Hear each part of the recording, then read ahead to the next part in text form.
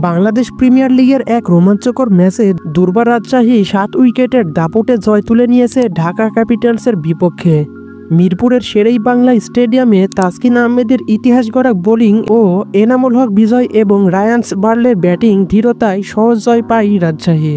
Toss জিতে প্রথমেই ব্যাটিংয়ে নামে ঢাকা ক্যাপিটালস। ইনিংসের শুরুতেই দুই ওপেনার লিটন দাস এবং তানজিদ হাসান তাসকিন আহমেদের শিকার হন। চাপ সামাল দিতে স্টিফেন এসকিনাজি ও শাহাদাত হোসেন দীপু ৪৭ বলে ৭৯ রানের জুটি গড়েন। এসকিনাজি ২৯ বলে ৪৬ রান করে আউট হলেও দীপু করেন ৪১ বলে ৫০ রান। থিসারা পেরেরা ৯ বলে ২১ রানের ঝড়ো ইনিংস খেলেন। তবে তাসকিন আহমেদের বিধ্বংসী বোলিং ঢাকার বড় সংগ্রহের পথ রোধ করে। ৪ ওভারে মাত্র ১৯ রান খরচায় ৭ উইকেট শিকার করেন তিনি। বিপিএলের ইতিহাসে এটি সেরা বোলিং স্পেল। ১৭৫ রানের লক্ষ্যে ব্যাটিংয়ে নামে দুর্বার রাজশাহী।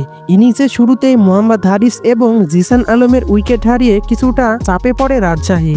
তবে এনামুল হক বিজয় এবং ইয়াসির আলীর ৪২ রানের জুটি দলকে বিপদ কাটিয়ে তোলে। ইয়াসির আলী ২০ বলে ২২ রান করে আউট হলেও রায়ান বার্লকে সঙ্গে নিয়ে ম্যাচের নিয়ন্ত্রণ নিয়ে নেন বিজয়। এনামুল হক বিজয় ৪৬ বলে ৭৩ রানে অপরাজিত থাকেন। অপর প্রান্তে রায়ান বার্ল ৩৩ বলে ৫৫ রান করে অপরাজিত ছিলেন।